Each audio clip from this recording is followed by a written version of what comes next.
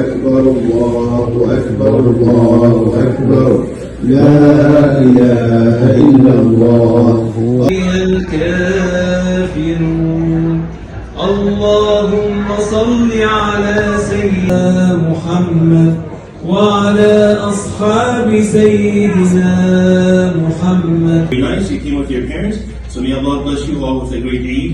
And also we have candy outside. It was sent as a reminder. He wasn't a watcher over the people. Allahu Akbar. من يهده الله فلا مضل له ومن يضلل فلا هادي له.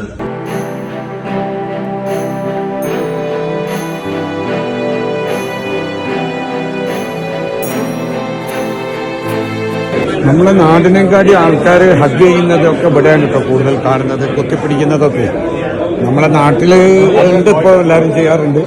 ഇവിടെ ഭയങ്കര സന്തോഷമായിട്ടാണ് കാണുന്നത് കേട്ടോ. എത്ര രാജ്യക്കാരെന്നറിയാം, ഒരു 10-40 രാജ്യക്കാരൊക്കെ mix ചെയ്തിരിക്കുന്നത്. ഈ ആൾക്കാർ ഒന്നിച്ചിട്ട് ഒക്കെ ഫുള്ള് അങ്ങോട്ടും ഇങ്ങോട്ടും ഹഗ് ചെയ്ത് ഭയങ്കര ഒരു റിലേഷനാട്ടോ. ഇവിടെ അതേമാതിരി വെള്ളവും ചോക്ലേറ്റൊക്കെ കൊടുക്കുന്നുണ്ട് തിന്നാനുള്ള, കുട്ടികൾക്കുണ്ട്. പിന്നെ ഇവിടുത്തെ ഖത്തീബ് കുട്ടികൾക്ക് $2 വെച്ചിട്ട് എല്ലാ ചെറിയ കുട്ടികൾക്കും കൊടുക്കുന്നുണ്ട് കേട്ടോ. $2 ഖത്തീബിന്റെ വക ഇങ്ങനെ നടന്നു കൊടുക്കുക എല്ലാ കുട്ടികൾക്കും.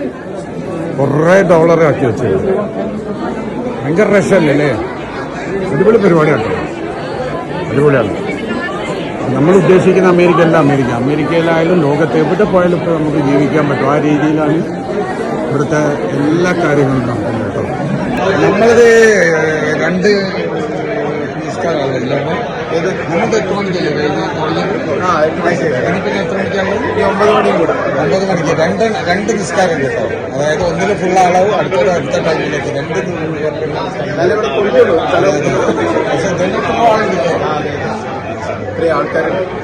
ഇത് സെക്കൻഡ് ട്രിപ്പിനുള്ള ആൾക്കാരാട്ടോ.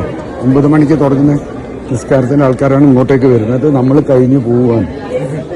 ഇവിടെ റിസപ്ഷനൊക്കെ ഉണ്ട്. ചില സ്ഥലങ്ങളിൽ കൊള്ളാത്ത സ്ഥലം 3 ടൈമിംഗ് ഒക്കെ കൊടുക്കുന്ന സ്ഥലങ്ങളുണ്ട്.